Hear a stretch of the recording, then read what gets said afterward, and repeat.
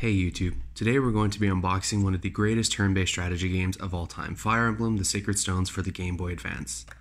Only for the Game Boy Advance. Now with that said, let's take a look at the box. Underneath, there is absolutely nothing.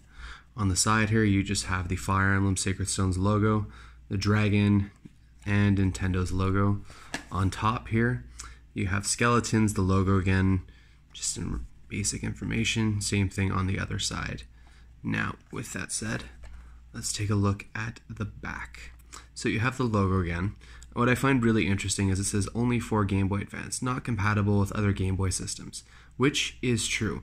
But the Nintendo DS also did support this, which is rather interesting to note, because that means that this would have come out approximately when the Nintendo DS did. It supported the Game Boy Advance link cable, so you could battle against a friend.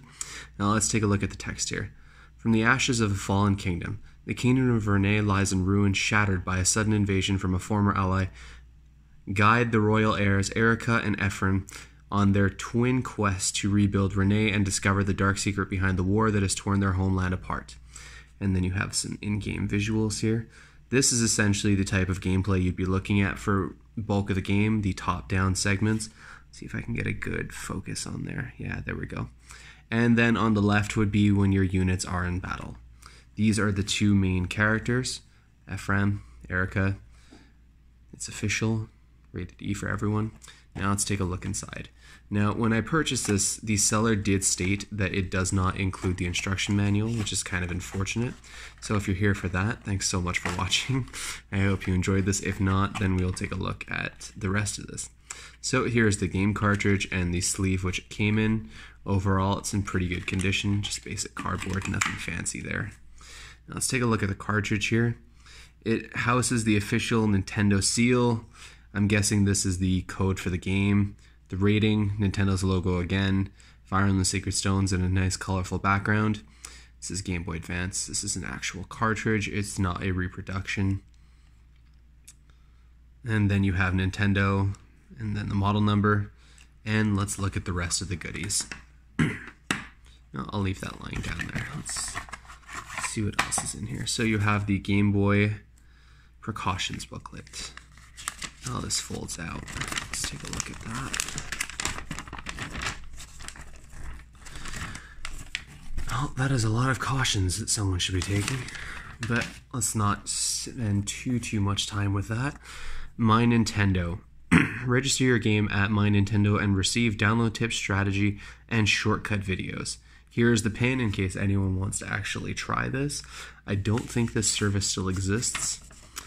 Oh, would you look at that? Get the power. This is an ad for Nintendo Power. You have the Minish Cap here, Sacred Stones on both sides, in English and in French.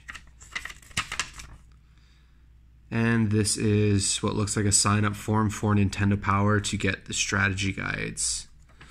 It's pretty cool. And then last but not least is an advertisement for the GameCube Game Boy player. Play your Game Boy games on a TV using a Nintendo GameCube. My friend used to have one of these. It actually worked pretty well. They've come out with much better software via the homebrew and emulation scene to really improve it. This just continues the ads. Let's take a closer look. Yoshi's Story. What looks like Samus. I'm not too sure about these. Donkey Kong Country, Advance Wars.